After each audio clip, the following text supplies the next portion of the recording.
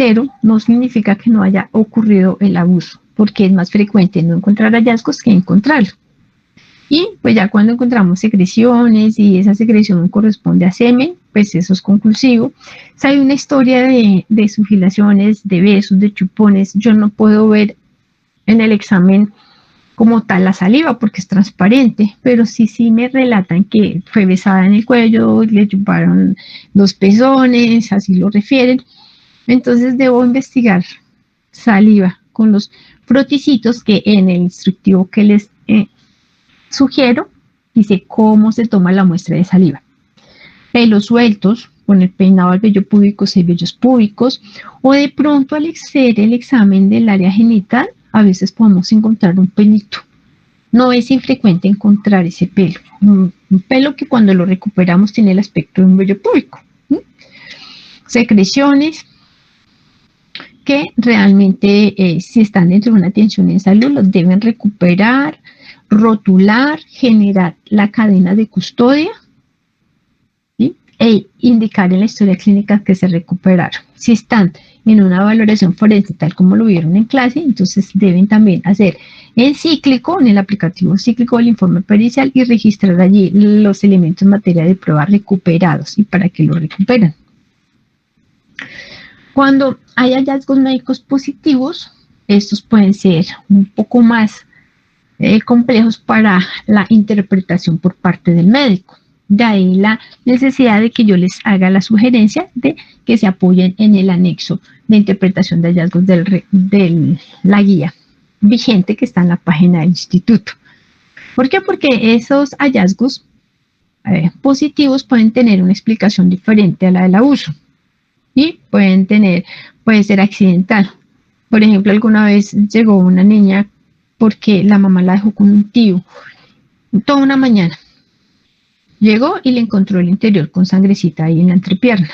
Ella pues obviamente que imaginó lo peor, yo valoro a la niña y la niña me dice que sí, estaba con su tío, pero que jugaron, sí, sobre la cama, pero saltando. O sea, la niña era feliz saltando sobre la cama y la cama tenía unas, a ambos extremos, como unas salientes, y en uno de esos saltos ella se golpeó contra ese obstáculo y pues se lastimó.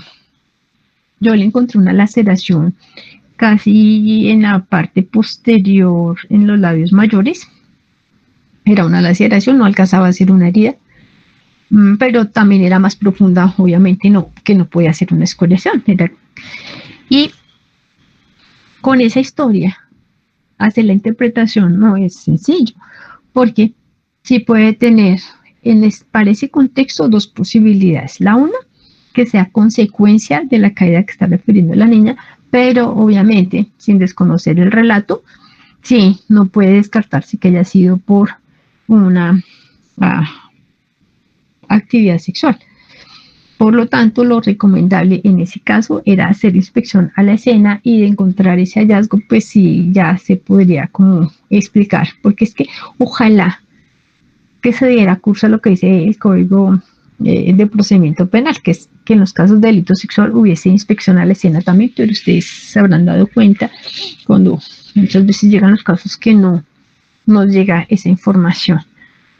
En el caso de esta niña, pues yo sugerí la inspección a la escena para confrontar realmente si esa cama sí tenía esa allí, y de hecho allí debería haber material biológico. En raras ocasiones la evidencia médica no es conclusiva, ¿sí? Bueno, perdón, será conclusiva. Entonces cuando encontramos semen o cuando hay una niña menor de 14 años en estado de gestación, eso es abuso mientras no se demuestre lo contrario.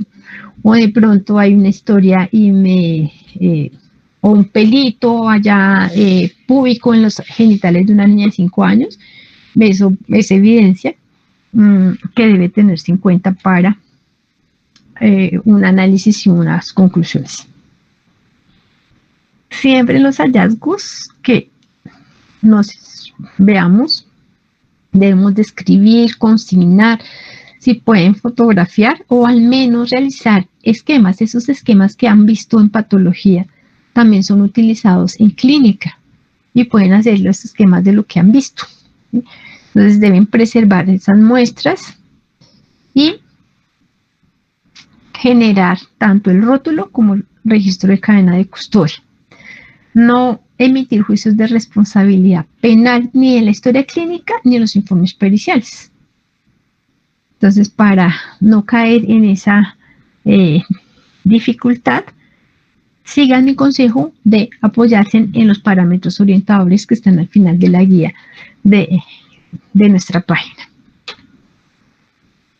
Ya vimos que lo que busca la toma de esos elementos en materia de prueba es que frente a esa triada de agresor, víctima y escena, tratar de establecer frente a ese principio de intercambio de local, identificar al agresor. Entonces uno espera en la víctima material biológico del agresor y en el agresor material biológico de la víctima, en ambos de la escena, y seguramente si se hiciera inspección de la escena tendría allí también algún elemento de los dos o de alguno de ellos. También investigar infecciones de transmisión sexual.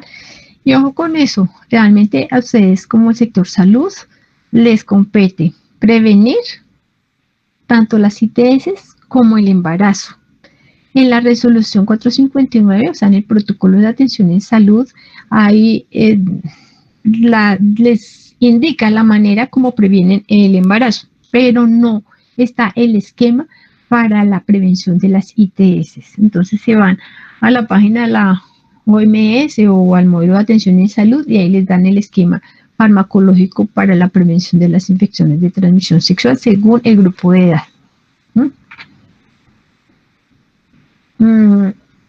Cuando se debe investigar ITS, pues en prepúberes, siempre que haya contacto genitogenital o contacto genitooral o contacto mucosa con alguna de las mucosas. Siempre que haya síntomas que refiera a la víctima en el área genital y cuando vean hallazgos físicos en los genitales. Ya les reitero, en la resolución 459 del 2012 del Ministerio de Salud y Protección Social les menciona al respecto. También cuando nos indican que el sospechoso tiene factores de riesgo para infecciones de transmisión sexual, porque tiene fama de ser promiscuo, de ser farmacodependiente o de tener antecedentes de ITS, o simplemente porque es desconocido y no sabemos absolutamente nada, hay que considerarlo como potencialmente de riesgo.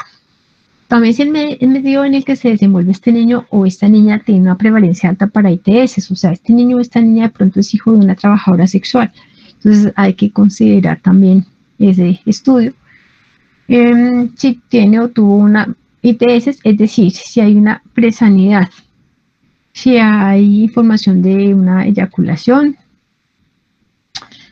También hay que tener en cuenta la prevalencia de las infecciones de transmisión sexual en esa población de estudio. En el relato que me hace esta persona examinada, los hallazgos del examen. Y si tenemos la posibilidad también y nos llevan al sospechoso y en el sospechoso también vemos que hay algún signo de ITS y tenemos a la víctima, por supuesto que también hay que dar ese manejo correspondiente. En cuanto a la prevención del embarazo, es muy clara la guía del protocolo de atención en salud para la manera como le dan el manejo a esa prevención del embarazo. Obviamente que es para la población que está en riesgo de un embarazo, las niñas, de acuerdo a la fecha de la última menstruación, la edad de la niña, el contacto, la historia de eyaculación. La notificación es al sector salud en todos los casos de violencia sexual y siempre activar las rutas de promoción y prevención, y de salud también realizar los seguimientos de la intervención que se ha realizado. Vuelvo y les insisto, se busca evitar que se repita ese problema. Y tanto la resolución 459 como la ley 1719 del 2014, que es por la cual se garantiza el acceso a la salud de las víctimas, a la justicia, perdón, por la cual se garantiza el acceso a la justicia a las víctimas de violencia sexual, en especial en el contexto del conflicto armado. En el artículo 23 se ordena, porque la ley nos dicen se debe realizar una valoración por psicología o psiquiatría sin que la víctima haya sido dada de alta. Es decir, si ustedes tienen una víctima de violencia sexual, no le pueden dar de alta sin que haya sido valorada por psicología o por psiquiatría según el caso. Estamos hablando de psicología clínica o de psiquiatría clínica. Ahora, si no tienen esa posibilidad porque están allá en un centro de salud, en un municipio, pues hacer los trámites de remisión necesarios y registrarlo en la historia clínica para garantizar que se ha realizado el manejo. En esa ley y en el protocolo de atención en salud se indica la necesidad de intervención en salud mental por un profesional. O sea, allí no dice que pueda ser por aquellos también practicantes que están en estos sitios, sino que realmente por un profesional de la salud mental. La denuncia en todos los casos, ya sea a protección o directamente a justicia, o sea, al ICBF, a comisaría de familia, si no hay ICBF, al juzgado de familia, a la policía, a la personería, a la procuraduría, a la defensoría o a la fiscalía, para garantizar el acceso a la justicia y a la protección. No sé si tengan preguntas. Profe, yo tengo una pregunta un poco específica. Es en cuanto al uso de antirretrovirales, pues como prevención. Es que recuerdo que en el OMI tuvimos un caso en el que una niña pues llevaba siendo abusada como crónicamente por su tío y pues la abusaba aproximadamente cada semana. Cuando ella ingresó al OMI, que se dieron cuenta como 3 años después, o sea, ya el abuso llevaba siendo como por 3 años, de ingreso pues le iniciaron todo el protocolo y le dieron todos los medicamentos, entre estos los antirretrovirales. Sin embargo, cuando se discutió después el caso como en la clínica de maltrato, el profe Barrios decía que él personalmente, por lo que era un abuso crónico con la misma persona, pues él no le hubiese dado los antirretrovirales. Yo tenía la duda si entonces legalmente en ese caso uno tiene que darlos o no tiene que, porque a mí me quedó la duda en ese momento y no supe. Claro. ¿Qué edad tenía la niña? 7 años, si no estoy mal. Recuerden que cualquier prescripción médica siempre se tiene que considerar riesgo-beneficio. Esa es una respuesta que debería dar más que desde lo forense. Pero yo lo que puedo hacer es darles esa opinión en ese sentido. Siempre sopesar ese riesgo-beneficio, que es lo más conveniente para esa niña frente a estos medicamentos, que el esquema es bastante complejo porque es que estamos hablando de un trío, de esos antirretrovirales o digo, varias dosis, donde esos tienen un mecanismo de acción en una niña tan pequeña habría que considerar. Y de acuerdo a lo que decía el doctor Barrio, de pronto, porque como él llevaba 3 años, es esperable que dentro del protocolo de atención en salud le hubieran hecho las pruebas serológicas necesarias. Allí hay esquemas que están también en la Secretaría de Salud, hay unos del Ministerio de Salud bien interesantes para las víctimas de violencia sexual y seguramente si lo consulta podrá encontrar elementos para la toma de esas decisiones, ¿sí?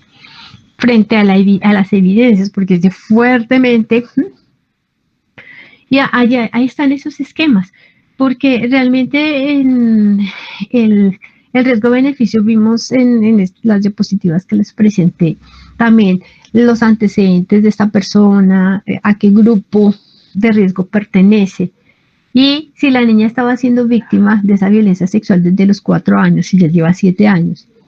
También habría que considerar qué otros, supongo que le hicieron todo el estudio y el esquema para las infecciones de transmisión sexual. Y con esa ventana inmunológica de los antirretrovirales habría que considerar. O sea, yo creo que en ella habría que haber visto más como un seguimiento, es mi opinión, más que por su cortada, entrar de una vez a la intervención. O sea, recuerde que los protocolos, de hecho, tienen siempre que sopesar esos riesgos-beneficios y siempre hay un criterio clínico. O sea, yo me ajusto al protocolo, pero si sigue esta vía, me voy por acá, pero es que también me puedo ir por allí.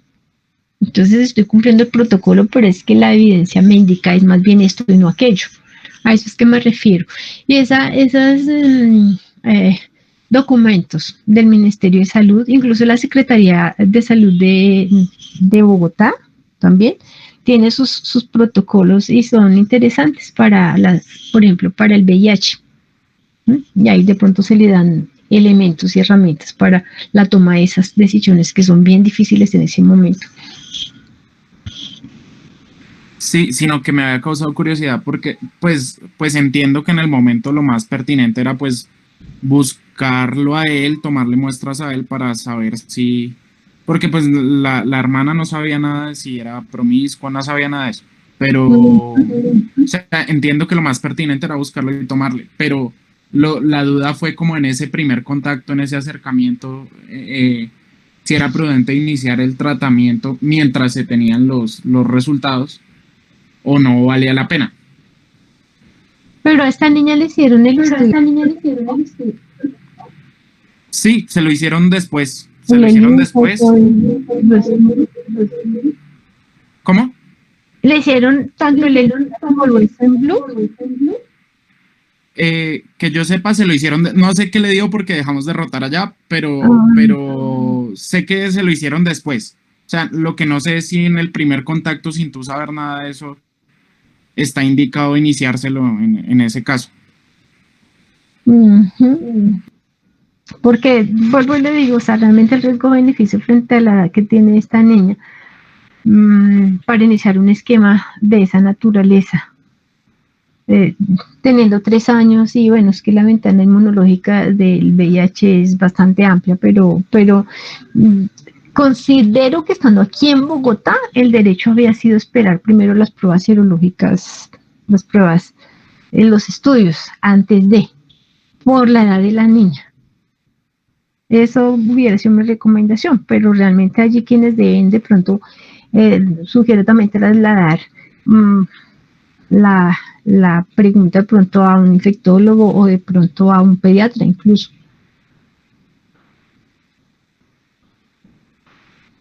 Yo les di la... Muchas gracias. ¿Alguna otra pregunta?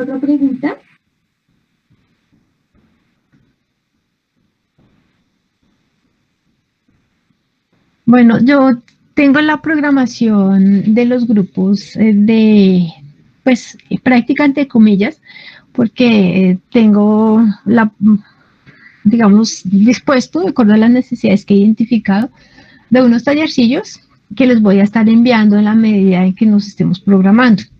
Entonces, tengo sus correos, les estaré enviando la invitación para que nos encontremos por este medio y podamos ir desarrollándolos. Yo voy a ser ambiciosa y quisiera tocar varios aspectos en ese taller, con un solo casito de pronto, con 2 casitos. Estoy en una área de trabajo en la que tengo la posibilidad de tener contacto con muchos informes periciales de médicos de servicio social y médicos de salud en general. Entonces, he identificado también algunos aspectos a reforzar y es sobre lo cual pretendo armar estos talleres. Pues de hecho ya tengo algunos elementos. Entonces, les pido que estén atentos. Al igual que para el día de hoy, les estará llegando pues la invitación para que nos veamos. Pero sí quisiera que me recordaran los horarios en los que ustedes usualmente tienen este tipo de prácticas, porque yo no lo sé. Yo asumí hoy que era a las 2, pero no sé si era a las 2, no sé si era antes, si era después. ¿En qué horarios usualmente tienen ese tipo de prácticas?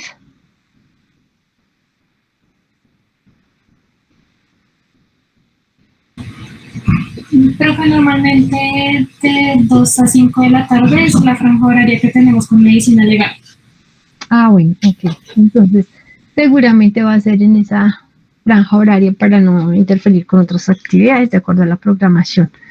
También, pues, estoy ajustándome como a una de las últimas porque me han llegado varias programaciones y entonces me he acogido a la que invita hoy al taller y seguirán, yo les estaré informando. Cualquier, digamos, discrepancia que pueda haber, por favor, me la comunican para hacer las claridades con el doctor Oscar Sánchez.